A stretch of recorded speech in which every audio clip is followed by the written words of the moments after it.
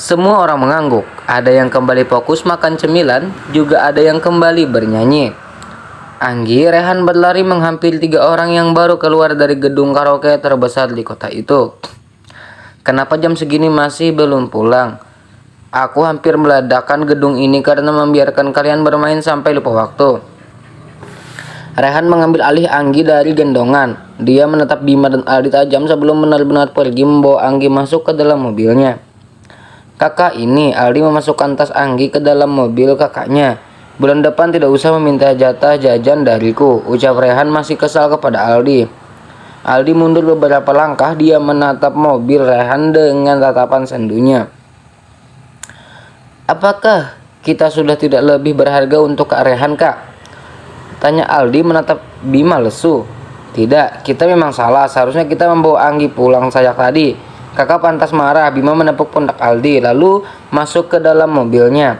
Kita kemana sekarang, Kak? Pulanglah. Emang kamu mau kita di amuk banteng itu? Belum lagi macan Asia. Dia pasti akan memarahi kita habis-habisan nanti. Aldi bergidik ngeri. Apa kita masuk lewat jendela aja, Kak? Ibu kalau udah marah pasti merepet kemana-mana. Ceramahnya nggak akan selesai dalam hitungan jam. Gila kamu. Kamar kita ada di lantai 2. Mau naik pakai apal bolot? Ya kali aja ada pertolongan dari Allah supaya kita nggak kegap macan Asia. Kantong penghambatnya mana, Dit? Dito menunjuk sebuah paper bag di samping Rehan. Ada di sana, Tuan. Rehan menundukkan Anggi di samping kanannya lalu menempelkan kantong penghangat di perut bagian bawah Anggi. Apa sudah lebih nyaman? Tanya Rehan menatap Anggi khawatir. Anggi mengangguk sembari tersenyum. Teh hangatnya juga udah di sana, Tuan. Dito kembali mengingatkan.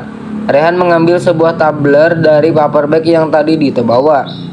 Minum ini, teh madu hangat. Semoga ini bisa membantu meringankan nyerinya. Sepanjang perjalanan Rehan terus bergerak memperlakukan Anggi seperti seorang balita. Dia tidak berhenti mengusap pinggang Anggi dan membisikkan kata-kata cinta untuk gadis itu. Rehan tahu dia harus membuat Anggi happy agar dia bisa mengalihkan rada sakit yang sedang Anggi rasakan. Sesampainya di rumah, mereka langsung disambut oleh Anjani di depan pintu. Rehan memangku Brian dengan sedangkan Dito membawa tas nona kecilnya. Anggi datang bulan ya? Tanya Anjani yang sudah sangat hafal dengan tanggal bulanan menantunya. Iya Bu, hari pertama apa memang selalu menyiksa seperti ini? Tanya Rehan terus berjalan masuk ke dalam rumah. Tidak semua perempuan sakit seperti ini, tapi kebanyakan seperti itu, apalagi kalau dia stres, banyak pikiran atau tertekan.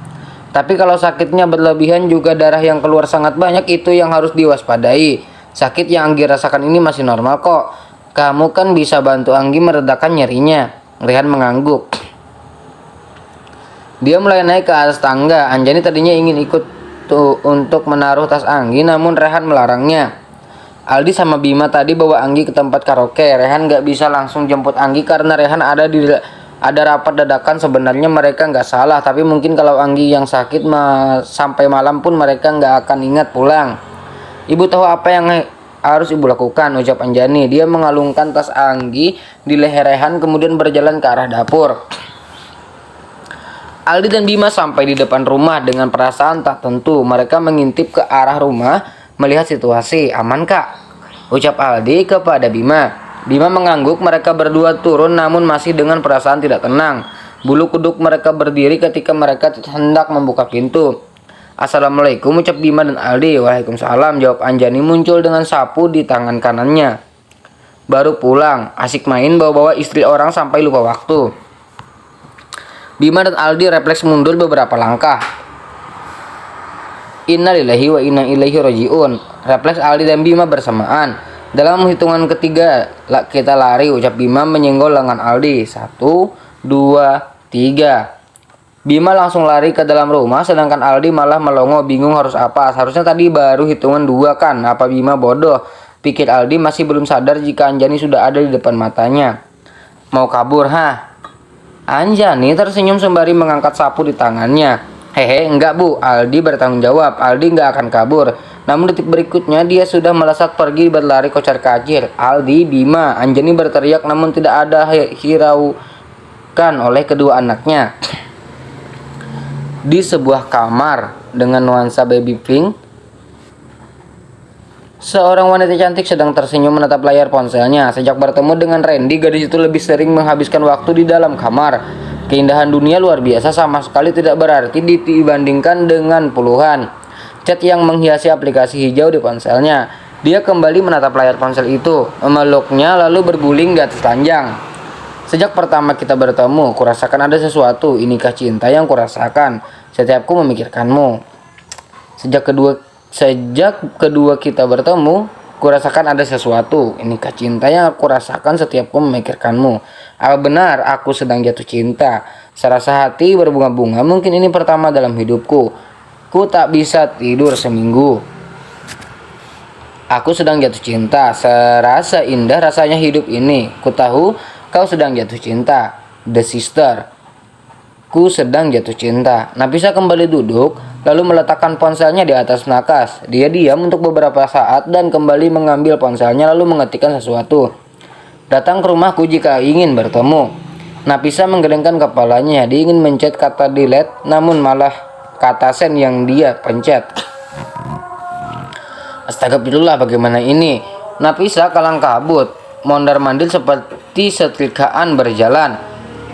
Juga meremas kepalanya beberapa kali. Tangannya cekatan menghapus kembali pesan itu, namun siapa sangka ternyata dia kalah saing dengan sistem. Habislah aku, kenapa aku mengirim pesan seperti itu? Aku bahkan tidak mengenal dia dengan baik. Nafisa duduk di tepian ranjang, detik berikutnya berdiri lalu duduk kembali. Dia melakukan itu sudah hampir 30 menit. Beberapa kali matanya melirik layar ponsel, tidak ada balasan. Nafisa berharap kalau Randy tidak menerima pesan darinya. Ting, tiba-tiba ada notifikasi pesan masuk. Dengan perasaan gelisah, Nafisa mengambil ponselnya. Dia masih menutup mata karena belum berani melihat itu pesan dari siapa. 10 menit lagi aku akan sampai. Tunggu aku di depan pintu. Satu kalimat di ponselnya mampu membuat Nafisa berhenti bernapas. Matanya membola membaca setiap deret huruf yang Randy kirim. Apa aku tadi set lokasi enggak kan? Kenapa dia bisa tahu rumahku? Itu enggak penting sekarang, dandan yang cantik nah. Jangan bikin malu.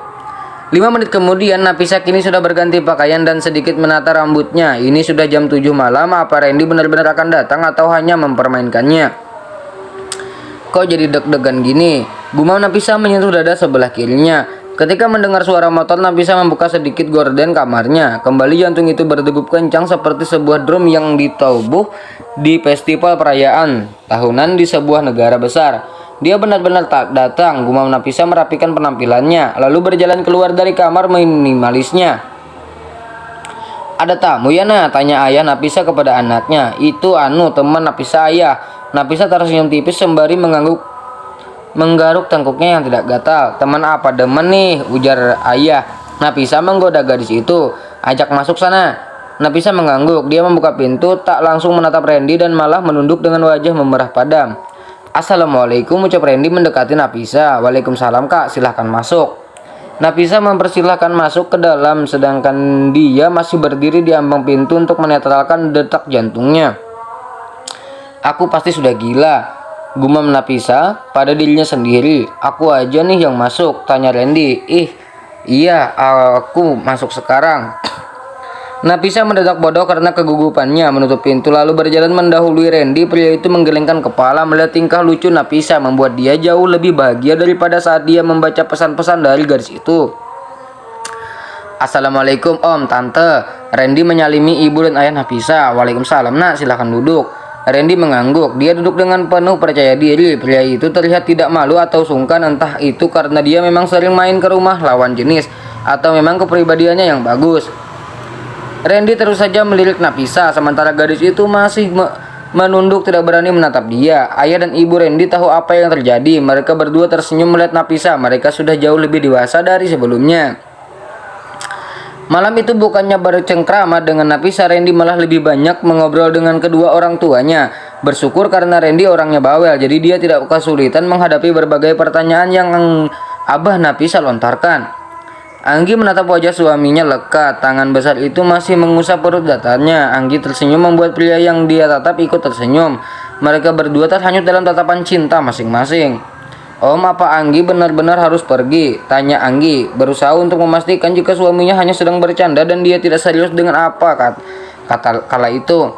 Rehan menunduk, dia membaringkan tubuhnya lalu memeluk Anggi. Posisi gadis itu miring membelakanginya. Tangan besar itu hangat milik Rehan masih mengusap perut Rehan.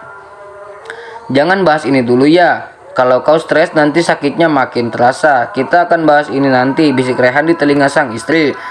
Refleks Anggi langsung membalik tubuhnya menatap Rehan, menyentuh wajah tampan itu dan mengecup bibir cukup lama. Anggi nggak bisa nunggu kapan-kapan om. Lusa Anggi akan resmi keluar dari SMA. Saat itu terjadi, bukankah semua data yang berkas yang om butuhkan sudah harus selesai? Rehan mengangguk, menarik pinggang Anggi, memeluk gadis itu hingga mendaratkan kecupan kecil di pundak kepala istrinya. Semuanya sudah siap Anggi, tinggal menunggu wisuda. Aku akan mengantarkanmu ke sana.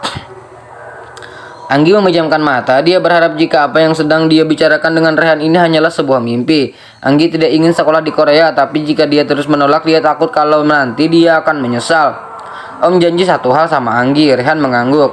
Om nggak boleh nakal, om harus setia sama Anggi. Kalau om sampai bermain gila dengan wanita lain, Anggi janji Anggi akan kejar om meskipun ke ujung dunia. Rehan terkekeh, kepala itu kembali mengangguk dengan mantap. Aku hanya akan mencintaimu, Wi. Aku janji. Hari di mana Anggi akan melakukan perpisahan terakhir dengan teman-teman sekolahnya tiba. Gadis itu sudah memakai make up minimalis, kebaya dengan atasan brokat berwarna biru muda dan berwarna-warna coklat dengan belahan sampai ke lutut, membulat tubuh langsingnya dengan sangat apik. Om Rehan, gadis itu berteriak memanggil suaminya. Rehan yang kala itu sedang menelepon seseorang berbalik, sebuah senyum terukir di bibir, mematikan ponsel lalu berjalan menghampiri sang istri yang kesulitan menarik zipper roknya. Tolong bantu naikkan zippernya om. Pria itu mengangguk, lamun bukannya menaikkan zipper, Rehan malah meremas di bawah pinggang gadis itu. Anggi langsung memutar peranjat dan refleks memutar tubuhnya. Om mau apa? Anggi melotot kepada suaminya. Bukannya menjawab, tangan kekar Rehan malah menarik pinggang Anggi lalu mendaratkan ciuman di bagi tuh bibir mungil dan menggoda dengan sentuhan lips jelly yang Anggi pakai membuat bibir itu mengkilap seolah memaksa Rehan untuk melahapnya.